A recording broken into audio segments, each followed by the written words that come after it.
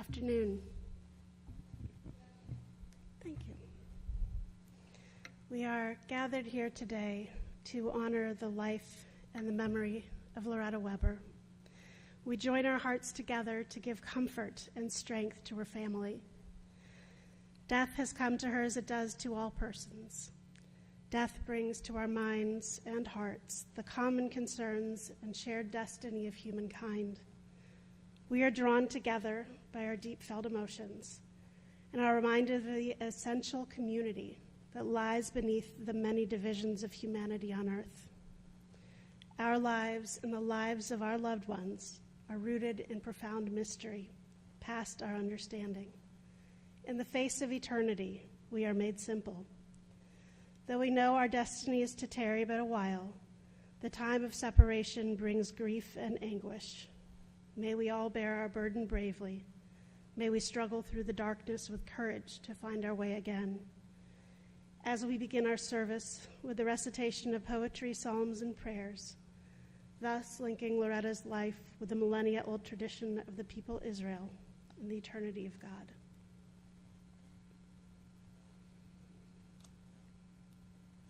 Esainai el heharim, me'ayin yavo Ezri, Ezri me'im Adonai ose shamayim va'aretz.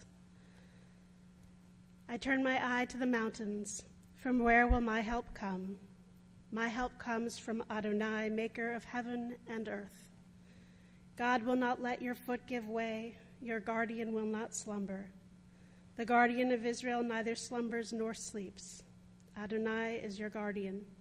Adonai is your protection at your right hand. By day the sun will not strike you, nor the moon by night. Adonai will guard you from all harm. God will guard your life.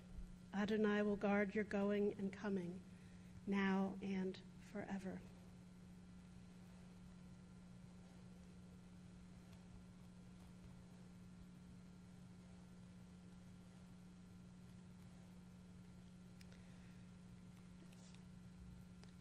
Eshet Chayil mi yimtza, a woman of valor who can find.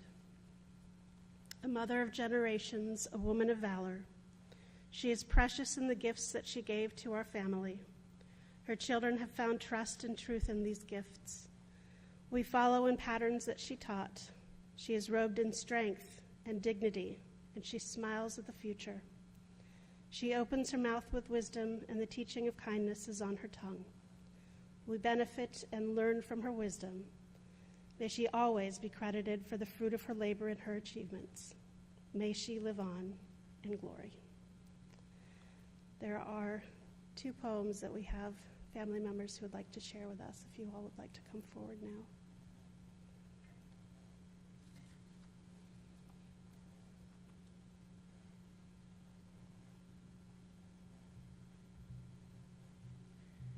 Infinite source of goodness, help us to see the good in ourselves, in others, and in the world around us. Teach us to cultivate a discerning mind, to know right from wrong, and a listening heart, open to love and forgiveness. Guide us to walk in your ways with integrity, even faithful, ever faithful to the promises our forebears made, and may your goodness inspire us to do what is just and right.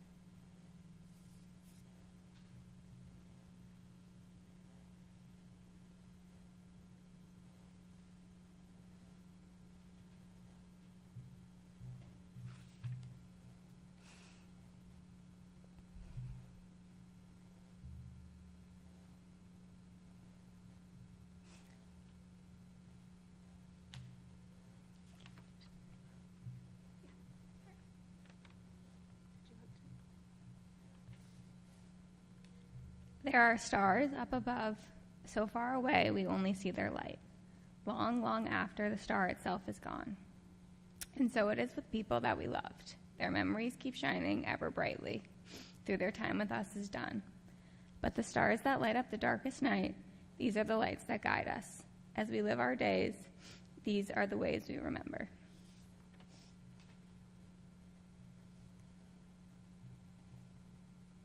We have the opportunity to hear from Loretta's 3 children, and I'd like to invite Rick forward first.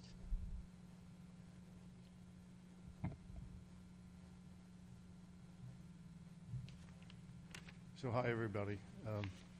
First of all, thank you all for coming. It really means a lot to us that you're here to help honor our mother. She was pretty special. Allie, I wasn't going to cry, but now it's probably going to happen. Before I get into my prepared remarks, I did want to. My dad passed alone, and it's something that haunts me. But with my mom, we were called over, and my wife and I were able to sit and be with her. And I got to rub her feet and stroke her hair and share some thoughts and things with her. So it was a very peaceful passing, very peaceful. We're very blessed.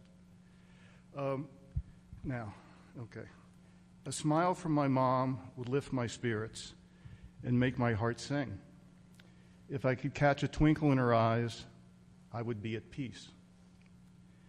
I will greatly miss those moments. Being told to act my age, be more respectful, or generally just be nicer to your mother, not so much. Loretta Jaffe Weber, born March 7th, 1934, died October 7th, 2024. Pretty amazing, right? A full life for sure. Evanston, Muncie, Dayton, Paris, New York City. Adored by her father, Lawson, who was truly larger than life, and looked after by her brother, Louis. I believe Mom had a truly wonderful childhood. Off to Ohio State, she meets the love of her life. And at 21 years of age, so think about that, 21 years old, she's at Good Samaritan Hospital on a snowy Sunday afternoon. She says she was watching the Browns game, gives birth to the first of 3 children, and her family becomes her life. We all know Mom was blessed with great looks, a sharp mind, even at times a sharper wit, and yes, sometimes with a sharp tongue. Mom did not believe in having a filter. You knew what was in her heart all the time. That said, for her children, she only wanted the best. I should only speak for myself. Was I spoiled by my mom? You bet. For my bar mitzvah, Mom calls the men's buyer at Saks Fifth Avenue in New York City. Please send over 3 boy suits. High school in Dayton, Ohio? No. I think a boarding school in Connecticut would serve my son better. And so on and so on. Over my adult years, there were many things I'll remember about Mom, but there's 3 that kind of most resonate with me. Mom would always ask me how I was doing. Was I doing something that was fun? Was I doing something that would make me feel better? Then she would add the kicker. If you don't have enough money to do it, I can write you a check. My takeaway from this and the lesson that Mom wanted to instill in me, and I'd really like to instill in my children, Mac and Nell, is that, first of all, stop being an inner critic. Work on happiness and inner peace. Enjoy what life might have to offer. I'll try better, Mom. I'll try better. Next, she would often say, and this was something that kind of, I think maybe she was a great reader. I think this comes from one of Hemingway's novels. That it's very easy for a person when they have in good times, things are going well, their luck is good, got a lot of money in the bank, what have you, that they can be compassionate and caring and understanding. But Mom would say the mark of a truly good person was when things weren't really going your way. Your luck was down, your chips were low. And at that time, if you could be compassionate and caring and concerned about others, that was pretty special. My takeaway there is to put a big star next to any friend who's there for you in good times and bad. And for yourself, try to put your personal circumstance aside if somebody needs your help. Lastly, she always asked us to think of others. For example, and this is pretty basic, kind of something that we do all the time. You see somebody, how are you? How you doing? Shake their hand, look in their eye. More often than not, Mom would say, people really don't want the answer. They really don't want what the person's really feeling. They want you to just say, oh, I'm fine. Mom would say to us, or encourage me to try to get the honest answer, really be concerned. So that asking how you're doing is not just meant to be a platitude or a courtesy. It's meant to reach out to somebody with interest and concern. Open your eyes and your heart to those facing challenges. Initiate and follow through with good intentions. One of my fondest memories, and this kind of goes to if you have a thought about doing something, my daughter on the way over here says she wants to climb Kilimanjaro. I've always thought that would be fantastic. I'd love to do it. I hope it happens. So this is something my mom reached out to me. She goes, you know, you and your dad go to the Buckeye games a lot. You know, son, I went to Ohio State too. I'd like to go to a game. This is only like 5 years ago, 6 years ago, maybe 7. And when I would talk to my sisters or other people, I'd say, I'm going to take Mom to a game. They'd say, oh, no. Mom's not up to it. And I thought to myself, you know what? What the heck? Or you can use another word.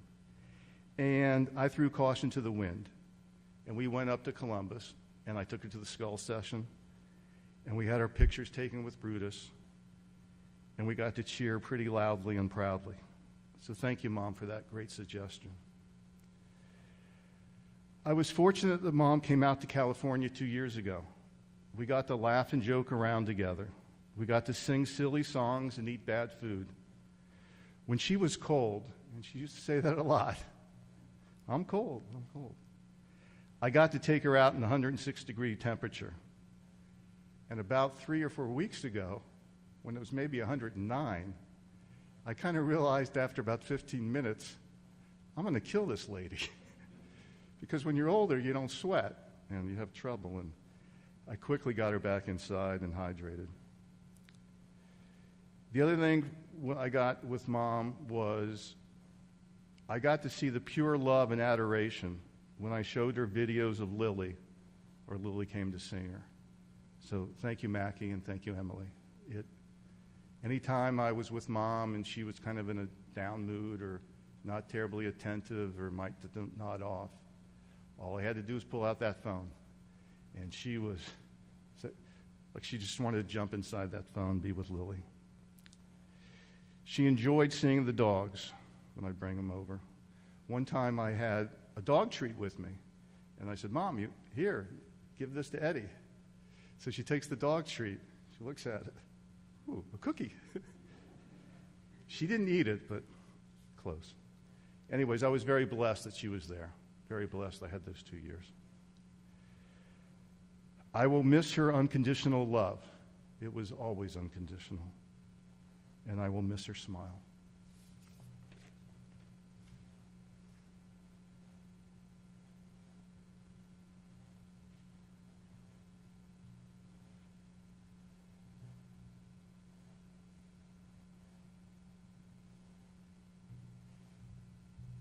That was beautiful, Rick.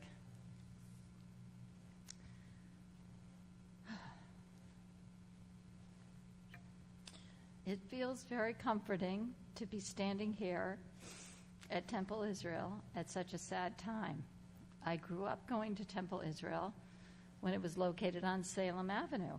I had my bat mitzvah there and flew home from Ethel Walker's for my confirmation there. And like my mother, I was married there. My mother must have also felt comforted by the idea of returning here from California to be buried at the Temple Cemetery next to her father, whom she adored.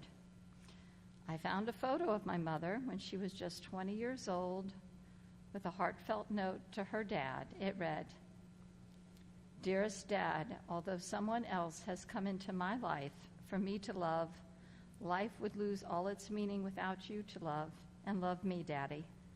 Please always remember and cherish your daughter, for she'll never find another to take the place of her dad in her heart. Loretta Gay.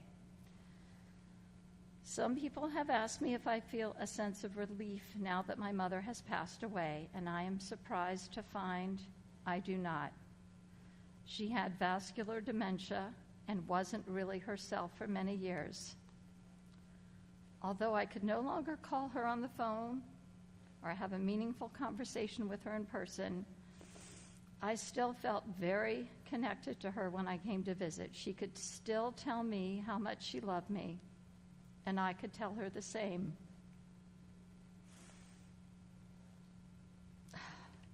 It has been a long journey since that original diagnosis, which I have shared with my two siblings, each of us contributing in very meaningful but different ways to her care. What I do feel is enormous sadness, along with gratefulness. I am who I am because of my mother. She was a force to be reckoned with, and that is perhaps why I have no trouble whatsoever sticking up for myself. She was many things, kind, caring, and extremely intelligent, although I was looking through Stephanie's papers, and her report cards do not necessarily reflect that. So there's some fact-checking that we need to do here. Anyway, there was no way to measure up to her sense of style and beauty, despite having youth on your side. You were simply in awe of it. I remember sitting on a plane with her when I was a lot younger, and she turned to me almost in a little bit of shock. She said, "Lisa, you're not wearing any makeup. You're pretty, but not that pretty." Somehow, I never mastered the art of makeup, which is a shame since I know it would make me more attractive. I would like to take a moment to explain the unusual importance of makeup and books to my mother. She had a 2-bedroom apartment on Patterson Boulevard. I think it was Patterson, yeah. Before moving into assisted living, she had it converted to a 1-bedroom so she could build a wall of bookcases to accommodate her incredible collection of books on art, fashion, theater, and of course, Elizabeth Taylor. One entire wall of floor-to-ceiling bookcases was not enough. There were piles and piles of books everywhere. Jeff, you understand why we have piles of books. On the coffee table, on the floor, in closets, and probably under her bed. With her 2-bedroom apartment came 2 full bathrooms. The bathroom in her bedroom had a shower, but it was disconnected so that any potential steam from the shower would not disturb the integrity of her makeup. That is true. She had high expectations for all of us, which undoubtedly spurred me to succeed in school, but sometimes they could go too far. I remember her asking me why I wasn't going to make Phi Beta Kappa at Brown University. And I said, "Why did you not finish college?" So it just, anyway, she did not have a large social circle. She did not play cards. She did not play tennis or golf, despite belonging to a country club. So you might wonder, what did she do all day? I can tell you. She drank 1 cup of coffee after another, read the newspaper, many, many books, talked on the phone, walked back and forth from her bedroom to the kitchen, getting all those cups of coffee, listened to Broadway show tunes, and made lots and lots of lists of things for Lee to do and buy. And she also created endless menus for Margaret. My mother was very, very well taken care of. Her friends consisted of the very few who met her high standards for either intelligence or beauty, but the friends she did have meant everything to her. She used to say that she enjoyed her own company better than anyone else's, and maybe that's why I also enjoy being by myself. She has taught me many things, but most importantly, but perhaps one of the most important things is that if you refuse to accept anything but the best, you very often get it.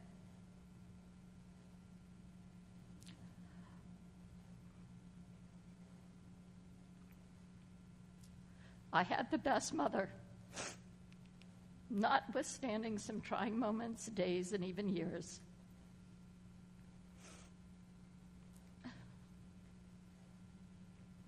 As my husband said to me, her death represents an end of an era. May you rest in peace.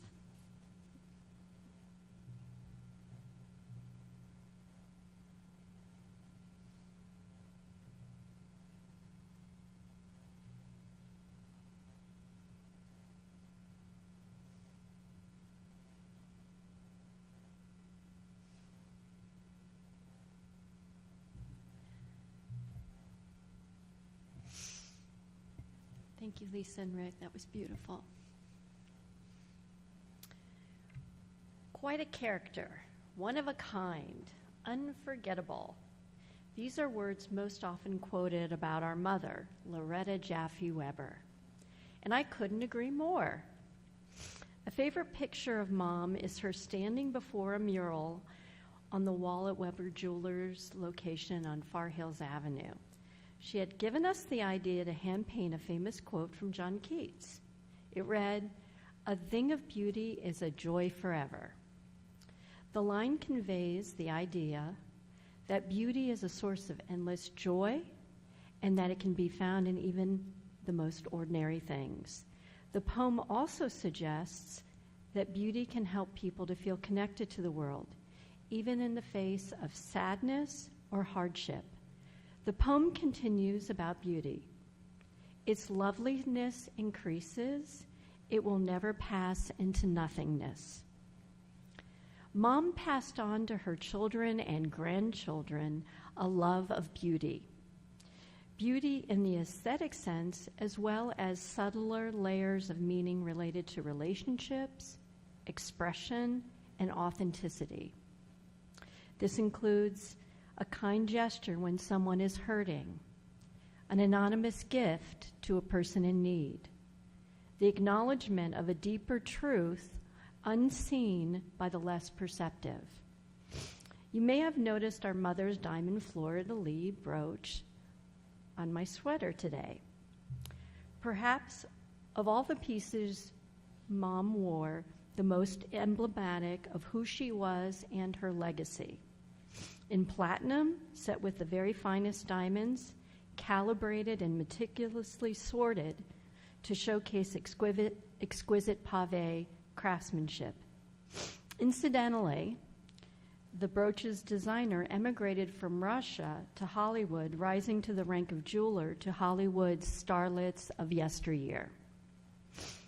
While Mom was literally a beauty queen at The Ohio State University and an Elizabeth Taylor lookalike, she encouraged me and my sister to focus upon much more than our looks. I distinctly remember a conversation while driving somewhere. I was maybe 6 or 7. Lisa, my sister, was 9 or 10. Mom stopped the car. She turned to us and announced, "Girls, you are pretty enough. Now forget about it." Our academic pursuits, personal development, etiquette, these were the domains Mom most encouraged. It's no surprise that all of her children and grandchildren have excelled scholastically and professionally. Mom was also full of surprises and fantastic tales. She regularly phoned a live radio talk show on WDAO, the first and only minority-owned radio station in Dayton, based in the Wright-Dunbar Historic District. Mom's radio personality was Lulu. Her distinctive voice and strong views grabbed your attention. When taking care of her grandchildren, Mom rented lots of Elizabeth Taylor movies for them all to watch together, leading them to believe that their grandmother was actually the movie star on screen. Lisa and I also were told that we were Russian princesses, descended from one surviving daughter of the Romanov dynasty. The proof apparently was the bump near the bridge of our noses where we were instructed to touch.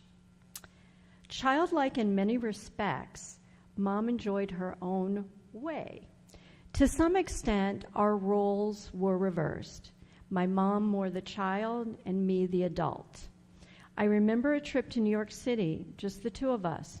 We were supposed to pack up and catch a plane back to Dayton.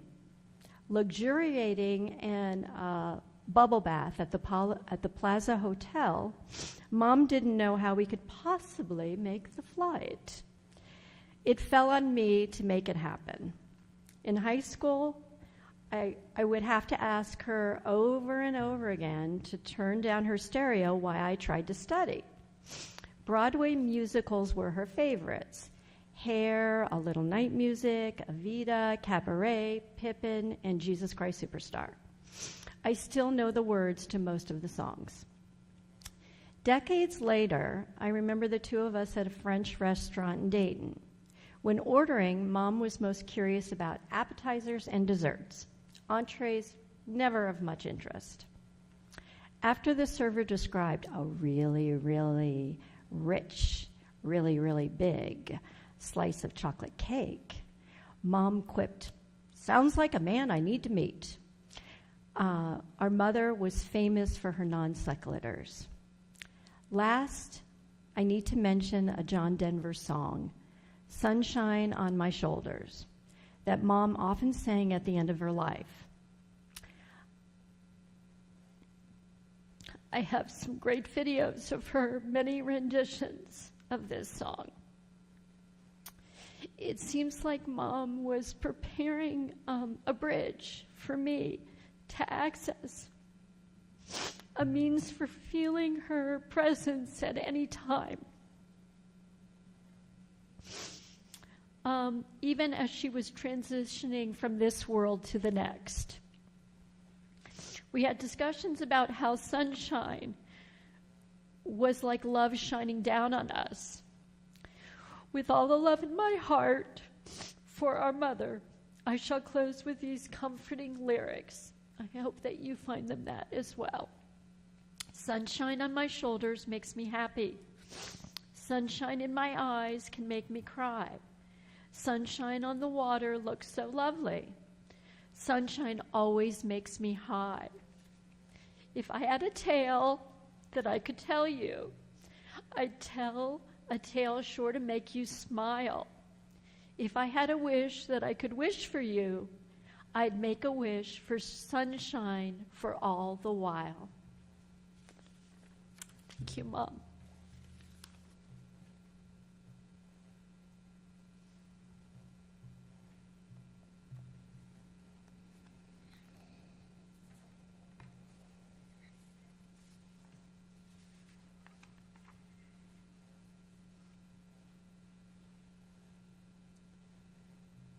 To the memories of those who knew Loretta best, I add just a few more comments. As we heard, Loretta was a woman of contrasts, someone who could light up a room with her presence and hold on to deep emotions, of course, beneath the surface. She embodied both elegance and resilience, qualities that shaped her life in ways both grand and challenging. And above all, she valued her family. Her heart was open to all who she crossed paths with. She was generous with her time, her love, her feelings, and she was always very perceptive about others' emotions.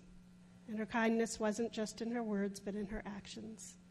Like a time I was told about that she brought a single rose to a grieving checkout woman, a small gesture of empathy that really meant the world to someone who was in pain.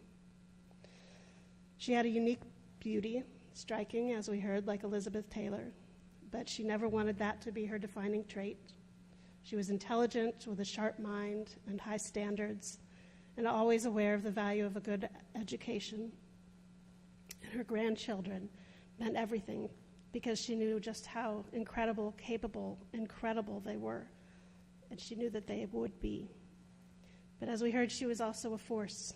She had a creative, impulsive streak. She never hesitated to go after what she wanted. I was told that she had dated Marvin Hamlish, held her own in conversations with Hollywood stars like Elliot Gould, and as we heard, convinced her family of her Hollywood status growing up. She could be all in or all out, either dressed to the nines or some days even in a bathrobe, but it was never anything just in the middle. But she could charm the best of them, once getting an ER doctor to adjust her bed 25 times. She always sought out the best service. She always tried to entice people to make sure that she was able to get it. But of course, she faced her own battles, and there were moments of conflict. But whenever she let people in, she always made it worthwhile. She will be remembered for her resilience that stood out, for her emotional highs, the challenges she faced, and the moments of connection and healing that she felt, especially with her family towards the end. She was a complex woman, both demanding and generous, larger than life, but deeply human. I was told that in many ways she lived in her own beautiful fantasy world, one where she could hire a limo to take her between the plaza and Saks, where boundaries didn't exist to keep her down. She loved her desserts and her appetizers, and especially candy. When she would go into various doctors' buildings and they'd leave the candy out, she made sure to bring plenty of pockets. But she will always be remembered not just for the force of her personality, but for the love that she had for her family and the care that she showed to others, the indelible mark that she left on all who knew her. For more than 90 years, Loretta has been among the upright in this world. And now, Loretta, we pray that you may continue to rest among the just and the upright forever. You lived your life with grace, with honor, touching the hearts of those who were lucky to have loved you. Your love was truly a gift from God. Through your selfless acts of courage and love, you helped to remind those close to you that all of us are created in the image of the divine. With you, others too found the courage to live their lives to the fullest, and now we pray that your rest and eternal slumber be one of peace. Obviously, words are never sufficient, never enough to this effort. But it is time that we let her go into the safety of God's eternal embrace.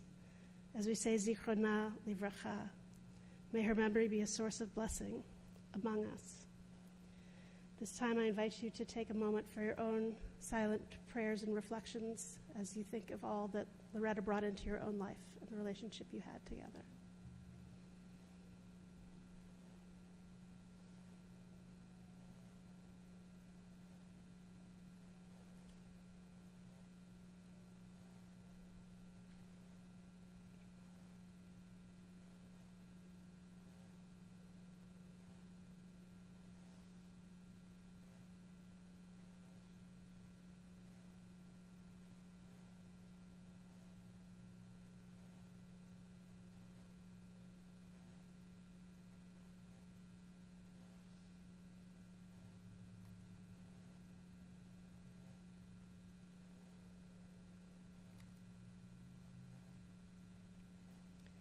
At this point, we continue with El Malei Rachamim. If you are able, I invite you to please rise.